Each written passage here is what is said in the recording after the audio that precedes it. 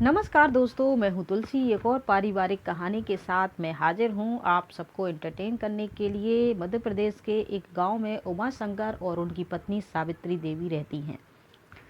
ये दोनों धन दौलत से हर चीज़ से संपन्न हैं। इनके पास पुश्तैनी जो है ज़मीन जायदाद है, घर मकान है और आराम से इनका जीवन गुजर बसर हो रहा है। बस इनके जीवन में एक ही तकलीफ़ रहती है कि इनको बच्चा नहीं होता है। बहुत मिन्नतें, दवाइयाँ और सब कुछ करवाने के बाद शादी के 10 साल बीत जाते हैं और इनको एक बेटा पैदा होता है, जिसका नाम ये अनिल रखते हैं। बहुत मिन्नतों के बाद, पूजा पाठ तपस्या के बाद, डॉक्टरी इलाज के बाद, लोगों की दुआओं और मन्नतों के बाद जब ये बच्चा पैदा होता है तो उमा शंकर सावित्री की खुशी का ठिकाना नहीं होता है। ये अपने बच्चे का नाम अनिल रखते हैं और जहाँ जहाँ इन्होंने मन्नतें मांगी हुई थी वहाँ वहाँ ये चढ़ावा, जो भी इनकी पूजा पाठ होती है, सब करने के बाद अपनी पत्नी से कहते हैं कि चलो एक बार उत्तराखंड और चलते हैं, जहाँ पर हम तीर्थ करने चलते हैं उत्तराखंड की तरफ। और ये धार्मिक स्थल की तरफ निकल जाते हैं अपने बच्चे को, जो कि अनिल 5 साल का हो जाता है। अपने बच्चे को गोदी में लिए धार्मिक स्थल पर चले जाते हैं। पहाड़ियों के बीच जैसे ही बस जाती है, जा रही होती है, वहाँ से एक पत्थर लुढ़कता हुआ आता है और रास्ता बंद हो जाता है। कुछ एक चोट बस को भी लगती है और यात्री उसमें से बस का भी थोड़ा एक्सीडेंट होता है आगे की तरफ, और कुछ लोग गिर भी जाते हैं खाई में, बस थोड़ी लुढ़क भी जाती है। और जो लोग बच जाते हैं थोड़ी बहुत चोटों की वजह से, वो अपने रिश्तेदारों को, अपने जो परिवार वाले हैं उनको ढूंढना शुरू कर देते हैं। यहीं सावित्री और उमा शंकर का जो अनिल होता है 5 साल का लड़का, वो भी उस बस में कहीं गिर जाता है खाई में। इधर उधर सब जगह ये लोग ढूंढते हैं, रोते बिलखते हैं, क्योंकि एक तो इनको बहुत मन्नतों के बाद ये बच्चा मिला था और ये छोटा ही बच्चा है। ठीक तरीके से अपने माता पिता, गांव देहात के बारे में जानता भी नहीं है, कुछ ज़्यादा इतना बोलता भी नहीं है। हालांकि अनिल होशियार है, 5 साल का है, तो अपना नाम, माता पिता का नाम, ये सब कुछ तो बोल ही वो पाता है। लेकिन बच्चा कहाँ है, कैसा है, अपने जो भी थे, पुलिस वहाँ आती है, रेस्क्यू टीम आती है, सब जगह ढूंढती है, कोई यात्री कहीं जंगल में, पेड़ में, खाई में इधर उधर तो नहीं है। ये जो माता पिता होते हैं अपने बच्चे को लेकर रोते बिलखते रहते हैं, बहुत ढूंढने की कोशिश करते हैं, लेकिन बच्चे का कुछ भी पता नहीं चलता है। और इनकी जो यात्रा होती है वो आधी अधूरी छोड़कर ही ये वापस अपने घर आ जाते हैं। 2-4 दिन वहीं रहते हैं, बच्चे को ढूंढते हैं। जब चारों तरफ से निराशा हाथ लगती है, तब ये वापस अपने घर में आकर बहुत रोते हैं दोनों पति पत्नी, और भगवान से शिकायत करते हैं कि परमात्मा, तुमने मुझे एक तो बड़ी मुश्किलात से एक बेटा दिया था, उस वही आपने हमसे छीन लिया है, हमारे जीने का सहारा छीन लिया, हमारी खुशियाँ छीन ली, हमारा सारा घर बर्बाद। हम तो आपके दर पे आ रहे थे सर झुकाने के लिए, और आपने हमारे साथ ऐसा किया। ऐसे भगवान से शिकायत करी। गांव वाले सब रिश्तेदारों ने समझाया कि फिर से आप लोग बच्चा प्लान करना, कोशिश करना, लेकिन यहाँ सावित्री अपने बच्चे के गम में इतनी डूब गई थी कि सावित्री ने दोबारा बच्चा करने की और अपने पति के साथ संबंध तक बनाने की ये जो है प्रण छोड़ दिया था, और उसने संकल्प कर लिया था कि अब हम अपने जीवन में कोई संतान पैदा नहीं करेंगे। सावित्री को ये विश्वास था, मेरा बच्चा सुरक्षित है, वो जो है प्रकृति की गोद में है, और देखना एक दिन मेरा बच्चा ज़रूर लौट के आएगा, मुझे और बच्चे नहीं चाहिए। पति बहुत समझाता है और सब समझा समझा के थक जाते हैं।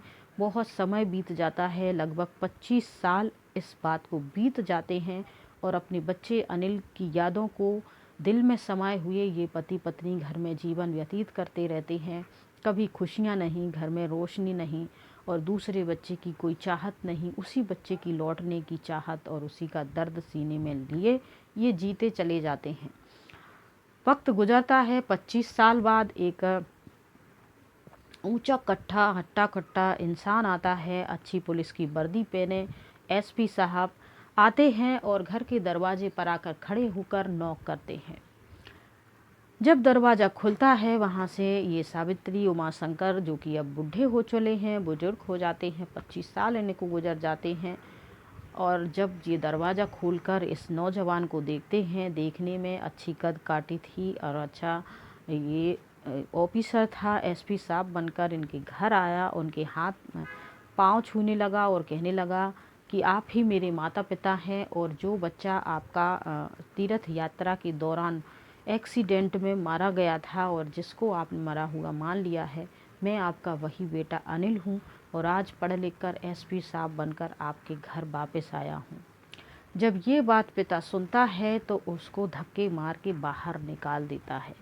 कहता है, एक तो पहले ही हम बहुत परेशान हैं अपनी ज़िंदगी में, ऊपर से तुम आ गए हो। 25 साल भले ही मेरे बेटे को मरे हुए हो चुके हैं, लेकिन आज भी हम इस दर्द से उभर नहीं पाए हैं। हमने कभी किसी का बुरा नहीं किया है, जीवन में हमेशा भला किया है, और वो तुम आके हमसे ऐसा मजाक करते हो।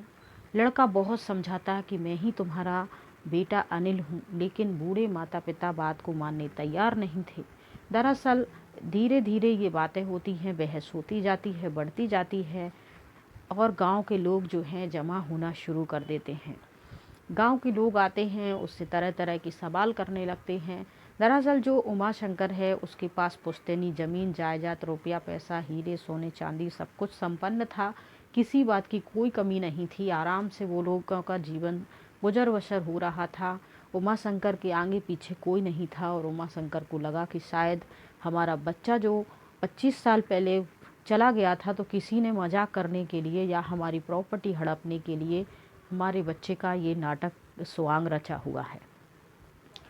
तब उसके गले में एक निशान था, जो अनिल के गले में निशान था। माँ जब उस गले के निशान को देखती है तो कहती है कि यही मेरा बेटा अनिल है। माँ की ममता जो होती है उस निशान को देख के जाग जाती है। लेकिन यहाँ उमा शंकर जो हैं वो अनिल को अपना बच्चा मानने से इनकार करते हुए कहते हैं कि देखिए, ये निशान तो किसी और के गले में भी हो सकता है, ज़रूरी नहीं है ये अनिल के ही गले में था तो यही वो अनिल हो गया, ये किसी और के वजह से हो सकता है। तब वो माँ कहती है और गांव के लोग कहते हैं कि देखो बेटा, तुम तो 5 साल के थे, तुम्हें हर जगह ढूंढा गया था और तुम वहाँ नहीं मिले थे। फिर तुम तो इतने छोटे थे कि तुम्हें कुछ याद नहीं है इस घर के बारे में, ये सब बारे में तुम्हें मालूम कैसे चला, और इतने साल तुम कहाँ थे, पढ़ाई लिखाई किसने की, पालना किसने की, एसपी साहब कैसे बने, इसके बारे में कुछ बताइए। तब अनिल बताता है कि मैं अपने माता पिता की गोद में बैठ के बस में सफ़र करके जा रहा था। एक बड़ा सा पत्थर ऊपर से लुढ़कता हुआ आता है, बस से टकराता है, बस से कुछ गिरते हैं और कुछ पत्थर और लुढ़कते हुए आते हैं, जिसके नीचे मैं दब गया था। पत्थर के नीचे दबा होने के कारण कोई मुझे ढूंढ नहीं पाया, देख नहीं पाया। लेकिन उसी बस के अंदर कुछ साधु भी जा रहे थे तीर्थ करने के लिए, और उन साधुओं में से एक की नज़र मुझ पे पड़ गई थी। जब सब माहौल शांत हो जाता है, वो साधु उस पत्थर के नीचे से मुझे निकालता है, अपनी कुटिया में ले जाता है। जड़ी बूटियों का कुछ उन्हें ज्ञान होता है, वो अपने हिसाब से मेरी दवाई करता है। लेकिन मेरी याददाश्त जा चुकी थी। 1 साल तक मुझे कुछ पता नहीं था, मेरा नाम क्या है, कौन हूँ, कहाँ से आया हूँ। और इसके बाद साधु उसकी दवाई दारू करके अच्छा करके उनको एक अनाथ आश्रम में छोड़ आता है। ये अनाथ आश्रम उत्तर प्रदेश के एक गांव में छोटी सी जगह में रहता है, जहाँ छोटे बच्चे रहते हैं, क्योंकि साधु तो रमता जोगी होते हैं, कभी यहाँ कभी वहाँ इनका गुजर बसर होता है। तो बच्चे को लेकर ये कहाँ घूमेंगे, उससे तो बच्चे की ज़िंदगी खराब हो जाएगी। ये सोचकर साधु उनको एक सरकारी अनाथालय में छोड़ आते हैं, और फिर उसके बाद साधु अपने रास्ते चले जाते हैं। यहीं अनाथ में आश्रम में रहकर ये जो अनिल है पढ़ाई लिखाई में होशियार था, तो पढ़ाई लिखाई करता है। थोड़ा सा बड़ा होता है तो वह अनाथ आश्रम छोड़ के खुद से ही मेहनत मजदूरी करके पढ़ाई लिखाई करके एसपी साहब बन जाता है, और उत्तर प्रदेश में ही जाके वह एक जगह पोस्टिंग पे चला जाता है और अपनी नौकरी करना शुरू कर देता है। ऐसे ही एक दिन वो अपनी ड्यूटी पर चौराहे पर खड़े हुए थे, और वहाँ से एक साधु गुजरते हैं। साधु उसको देख के रुक जाते हैं और उसके सर पे हाथ रख देते हैं। सर पे हाथ रखते ही वह कहता है, बाबा आप कौन हैं, आपको भिक्षा चाहिए, पैसे चाहिए तो ले लो। वो कहते, नहीं बच्चे, तुम अपने माता पिता से बिछड़ गए थे और तुम्हारे माता पिता जिंदा हैं और आज भी तुम्हारा इंतज़ार कर रहे हैं।